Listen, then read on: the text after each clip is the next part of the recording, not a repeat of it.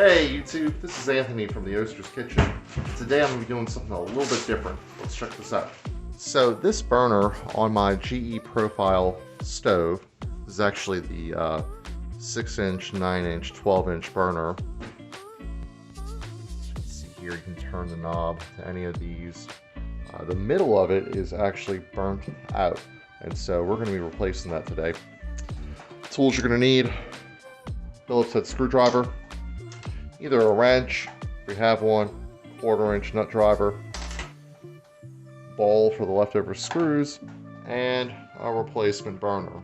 Now, you can get that by first finding your model number, which mine, this is a double oven, I couldn't cook without it, but mine is down here on the bottom oven. Sometimes it'll be on the top, but you can see my model number is PB970SP1SS. So you're going to go find that model number, go on to the GE Profile website. If you're using a Kenmore or anybody else, go to their website, type in that model number, and you should be able to find the part. I'll walk through how to do that in just a second. Now before we get started, I'm going to go to the breaker and kill this electrical outlet here. You could also pull it out, but I'm not going to do that, so I'm going to turn off the breaker. Okay guys, so what we're going to do is we're going to go ahead and look for this replacement part. Now I'm just going to go ahead and type in GE double oven range replacement parts. And let's look for a good reliable source. So we can try, let's try geappliances.com, because I think it's probably going to be the best way to go. And so what we're going to do here is we're going to type in that model number that we found earlier. That model number is PB970SP1SS.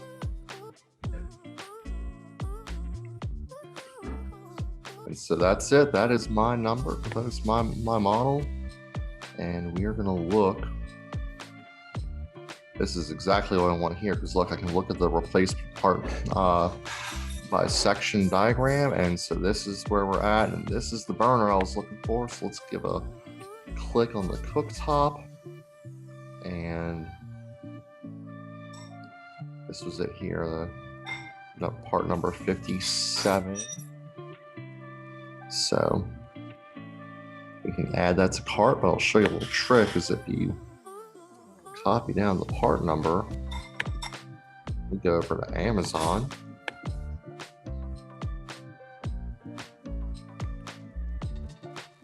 you can plug that part number in, and we can find the same part for way cheaper.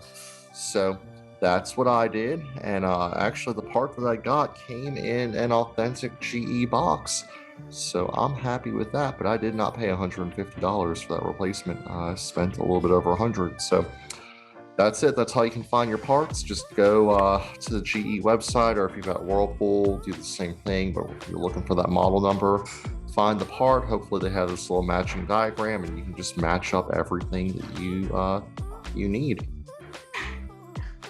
Now in our house, the breaker box is in our closet, so I had to go run across the house, and it should just be this one here that says range. So I'm going to flip that off, go make sure that the power is turned off at the stove. Alright, the very first thing we're going to need to do is access the underside of our cooktop. So on my model, I've actually only got 2 nuts here, so I'm going to take them off. Yours might have 3, might have 4, but this is what we're looking for here, so just loosen these up. I like to put them right in a bowl so that I don't lose them later. You all might hear some pitter-pattering around. That's my wife Jennifer making dinner. We're having a tomato and pimento cheese pie. It's the first time trying that, and maybe if we like it, we'll do a video on it. Alright, so I only see 2 screws. Let's lift that up. That's gonna work. set that aside, set this aside, and now we can lift up the range. Alright, so I had to do this off camera because in order to work on this, I needed to prop the range top up. So I actually just took a zip tie and tied it to my microwave door. I'm hoping that's going to hold, but this is our culprit here. And so what we're looking at is we've got 2 clips holding it in. We've got 2 screws, which I'm about to unscrew here. They look like they might use a star tip, so I'm going to go change out for one of those. And then you've got the electrical leads here. Pay really close attention to what is plugged in where.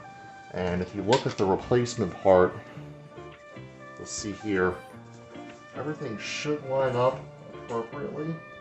But we're going to want to make sure we plug everything in where it is on this current loadout here. So what I'm probably going to do first, I'm going to look for the star bit here, and I'm going to disconnect everything, reconnect it onto the new replacement burner, take this out, slide it in, and then we'll test it out.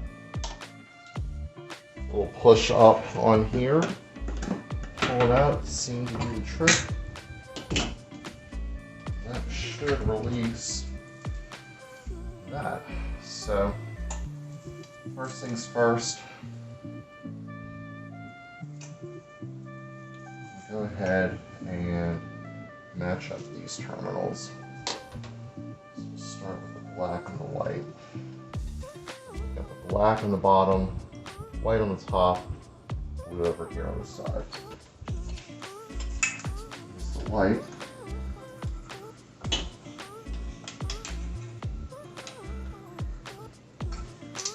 Black. There's blue.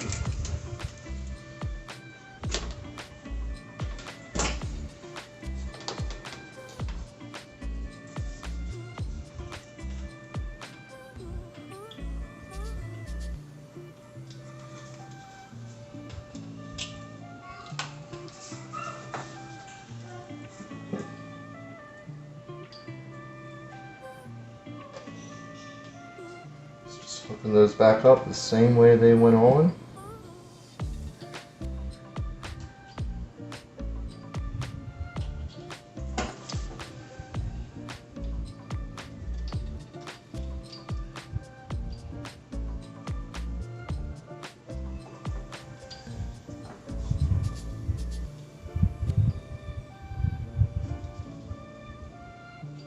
This black one appears to be a little bit loose, so I'm going to plug this up here.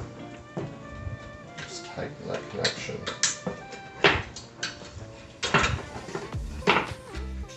Fix that in a minute.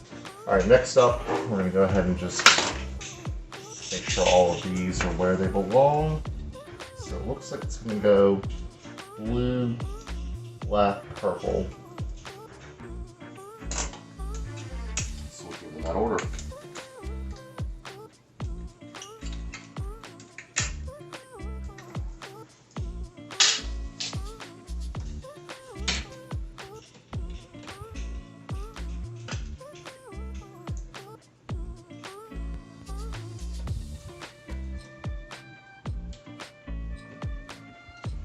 Alright, got that situated. Let's just clean it back in.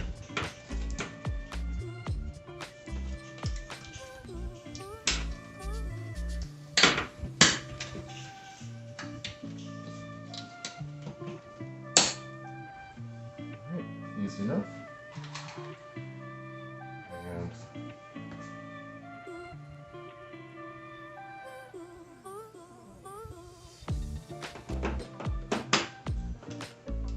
And up here.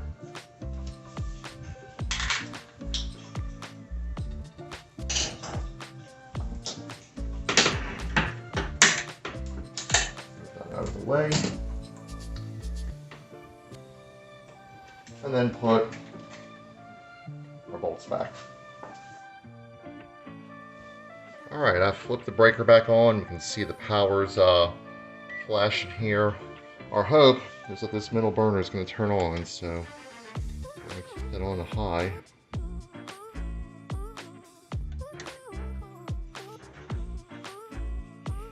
And looks like I've got heat there in that middle burner.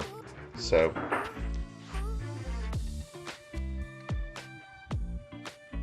it looks like that was a success. Alright guys, that was it. Do yourself a favor. You run into problems like this, check YouTube, try to do it yourself. I called around. This was a $75 call just to get people out here to look at it, plus the $100 in the parts, plus labor. So I spent about $100 in the part. I have a working stove, and you can too. So thanks for joining the Oster's Kitchen for this special edition, and you'll see more recipes soon. Bye.